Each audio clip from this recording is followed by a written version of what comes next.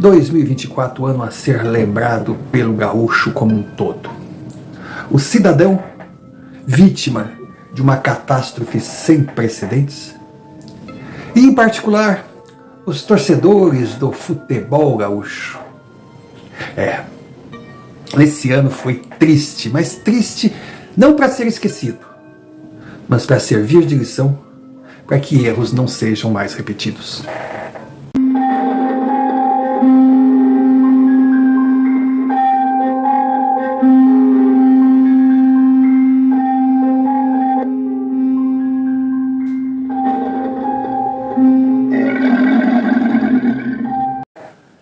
Nesse vídeo vou evitar entrar no mérito das cheias. Primeiro, porque não é o objetivo aqui. E segundo, é porque se torna polêmico por ter o dedo da natureza. E contra desejos e forças maiores, nós não temos como reagir, nos defender ou até mesmo encarar de frente. Mas no futebol nós podemos falar. Os times gaúchos vivem, no contexto geral, a pior temporada dos últimos tempos, com certeza do século, não há dúvidas. Nas 4 divisões, o futebol do Rio Grande do Sul, antes temido e respeitado, hoje não passa de um mero coadjuvante no contexto nacional. Na Série D, com um regulamento diferente, uma tabela que nada tem a ver com as das outras séries, até mesmo por questões econômicas, evitando que os clubes com dificuldades financeiras fizessem desde o início da competição longas viagens, nós tivemos os times, que não são poucos, divididos em grupos de 8, dos quais se classificariam 4. Rio Grande do Sul com 3 representantes: Avenida de Santa Cruz, Novo Hamburgo e Brasil de Pelotas. Apesar de todos os problemas ligados ao clima, apesar da crise que afetou o estado no geral, no final da primeira fase, os 3 surpreenderam e se classificaram para o mata-mata. Aí veio uma certa expectativa. Será? Será que temos chance de ver pelo menos um deles classificado para a Série C? Pois bem, Novo Hamburgo, no primeiro confronto, não saiu nem na foto. Realmente não foi adversário à altura de quem tinha que enfrentar. O Avenida foi um pouquinho melhor, mas igualmente acabou eliminado nos pênaltis, uma disputa sensacional, 8-7, tem o consolo, uma grande campanha, pênalti à loteria, ou seja, prêmio de consolação, uma eliminação caindo em pé, mas sempre uma eliminação. Aí sobrou o Brasil de Pelotas, que passou pela primeira fase do mata-mata, entrou na segunda e nós assim naquela expectativa, temos um representante. Pois é, no jogo de ida da segunda fase, o Brasil toma um sacode de 4 dentro de casa. Eliminado? Não, no futebol tudo é possível, mas que é complicado, é. Aí nós chegamos na Série C. Outro regulamento diferente. São 20 equipes que jogam uma contra a outra, mas só num turno. Então esse primeiro turno é classificatório, onde das 20 classificam 8. Aí que vão para o mata-mata. Pois bem, o São José de Porto Alegre, o Zequinha, que foi tão bem em 2023, não subindo para a Série B porque foi roubado, justiça seja feita, ficou na lanterna em 2024. Principalmente por culpa dessa aberração que colocaram no Passo da Areia, hoje no Veleto. Uma grama que deveria ser grama sintética, mas é um absurdo, é um plástico que torna impraticável o futebol. E o Zequinha pagou por não ter um estádio com um gramado decente para se jogar futebol. E não conseguiu impor o fator casa. Então a lanterna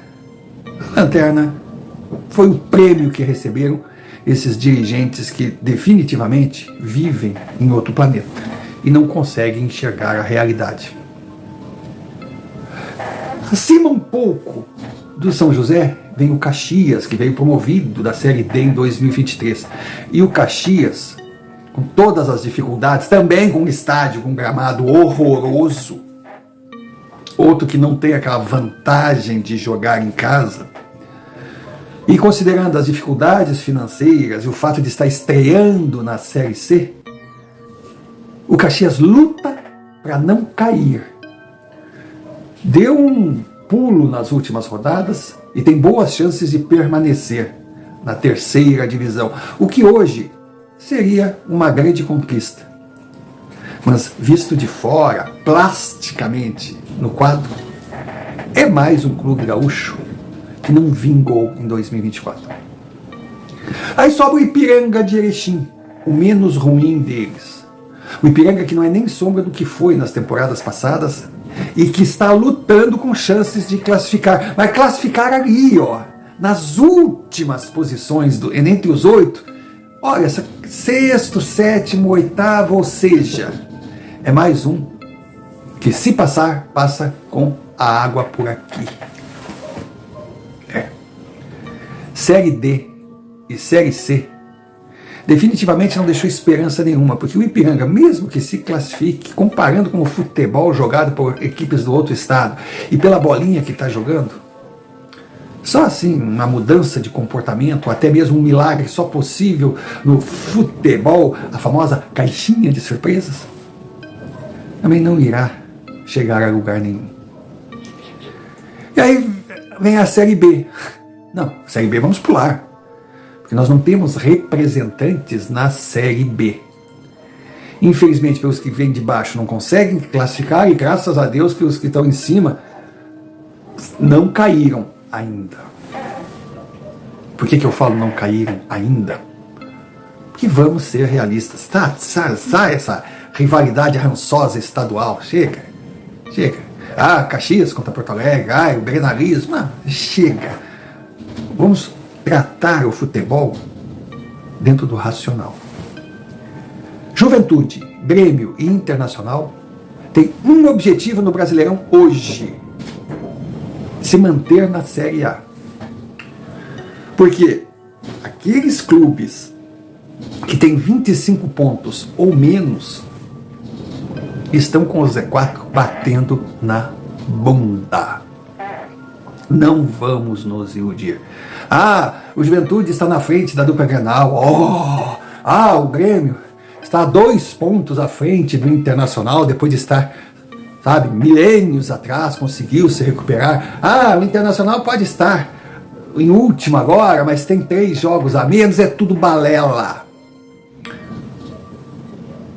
O Campeonato Brasileiro mal começou o segundo turno, tem muitos pontos a disputar. E daí, as outras equipes que jogam o campeonato ali, abaixo da linha do Equador, o campeonato dos coadjuvantes que lutam apenas para sobreviver, também tem esses jogos. Então o que a gente vê hoje é um caminho longo pela frente para as equipes gaúchas chegarem nos inatingíveis 45, 46 pontos para se garantir na Série A.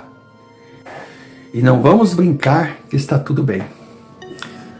Para o Internacional faltam 24 pontos para chegar aos 46. Não, mas ele tem jogos a menos, poxa, faz a conta aí. Ele tem 22 jogos para disputar. São 66 pontos para ganhar só 24. Cuidado. Até agora, no campeonato, nas rodadas que passaram, o Internacional não conseguiu 24 pontos. Mas a posição do Grêmio é melhor, que, poxa, são só 22 pontos. Cuidado. Cuidado, gremistas. Porque o Grêmio tem 19 jogos para disputar. Ou seja, de 57, ele tem que ganhar 22. E ganhou um pouquinho mais que isso em 20 partidas até agora. O Juventude, bom, o Juventude está numa posição melhor, precisa apenas 21. Olha, devagar com a dor. Porque o elenco do Juventude é limitado.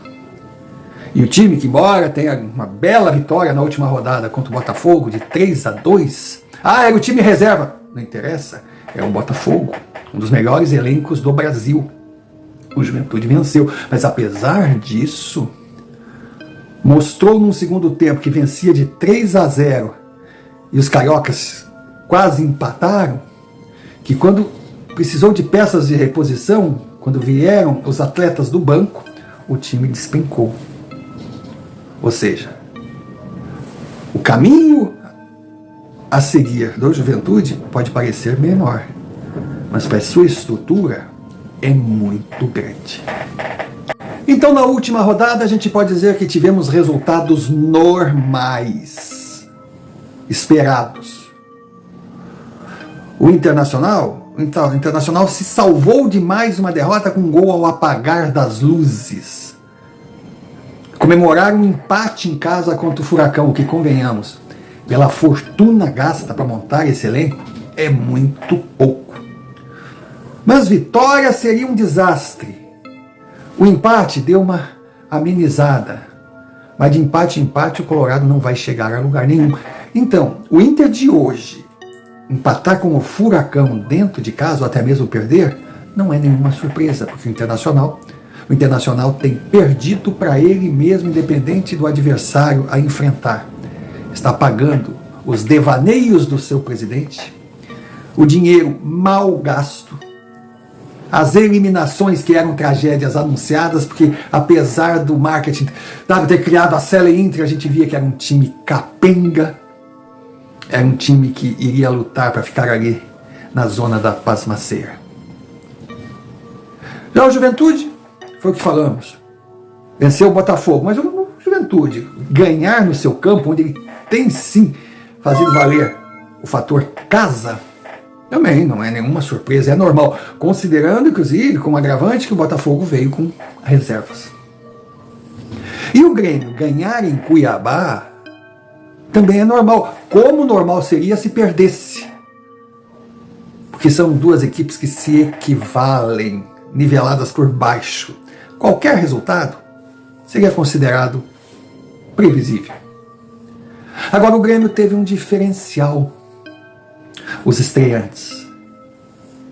E aí, vendo em paralelo o jogo do Juventude, vendo que o Cuiabano jogou, vendo os números do Cuiabano, que não é o titular absoluto, jogou poucas partidas, chegou no meio da temporada, mas já tem 4 gols, 3 assistências e é firme na marcação. É o grande destaque do sistema defensivo do Botafogo. E o Renato queria descartá-lo. Conseguiu. Aí eu pergunto, o que passa na cabeça do Renato? Que tesão é esse que o Renato tem pelo Reinaldo? Chega a ser quase libidinoso, porque não é possível. Porque ele resolveu poupar o Reinaldo.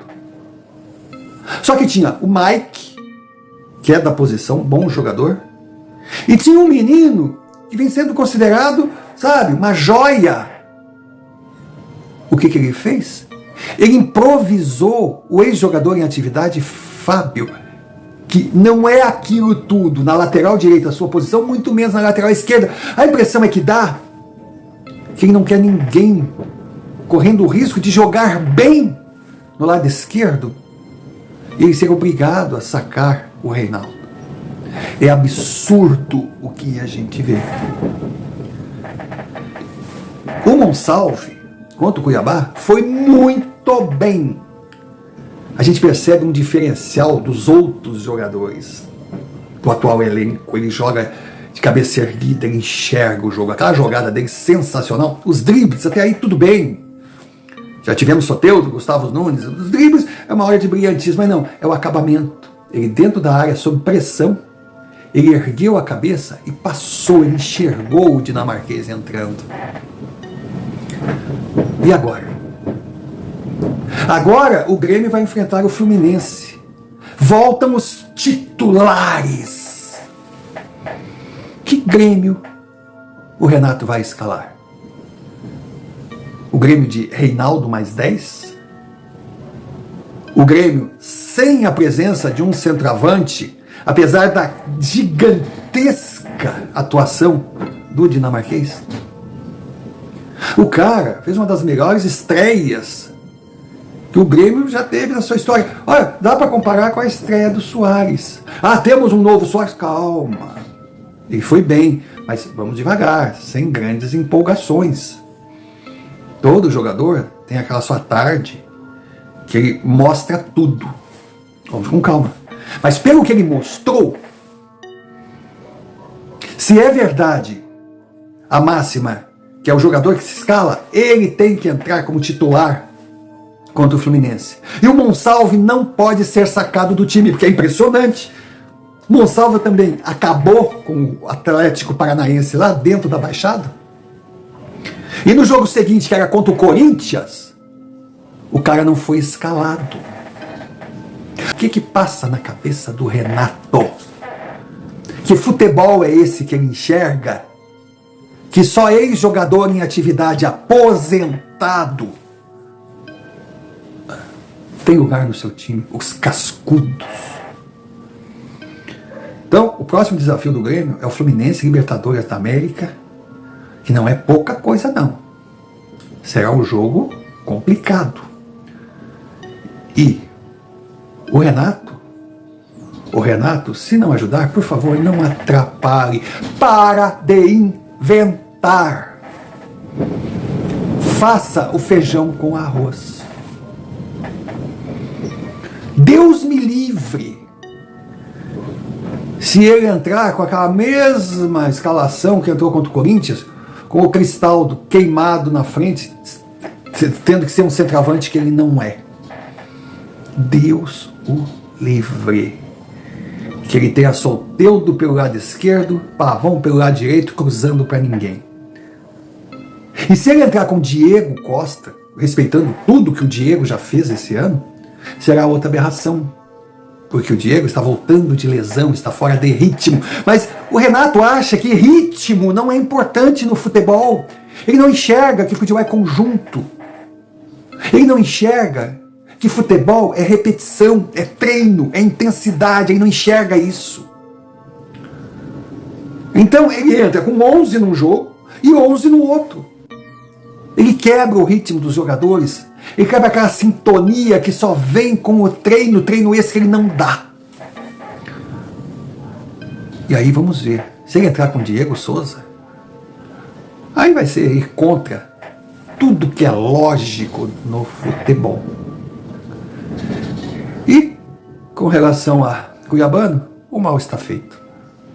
Mas pelo menos agora, por favor, para de lapidar o que está pronto e coloca o menino, o Guilherme, para jogar.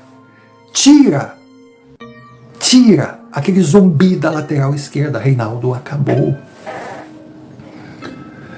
E quanto a Monsalve e o dinamarquês, eles são um destaque. E o destaque por correr, sabe, por querer o jogo, porque aí a gente fica pensando até quando? Porque daqui um pouquinho vai acontecer com eles o mesmo que acontece com todos. Eles chegam com todo gás, aí olha e volta. Aqueles ali tudo devagar, quase parando, para lá, para cá, de folga, treinando pouco, e de repente eles estão contaminados pela forma de ver futebol do senhor Renato Portaluppi. Então, por favor, Renato, pare de atrapalhar o Grêmio. Pare de querer ser a estrela. Pare de inventar para que todos digam, se a vitória veio foi graças ao Renato. Não. Renato, quem conhece futebol, mesmo que o Grêmio seja campeão da Libertadores, ou até mesmo que o Grêmio consiga uma classificação impensada para a Libertadores no Brasileirão, ninguém vai dizer que foi por causa de Renato. E sim, o Grêmio chegou apesar do Renato.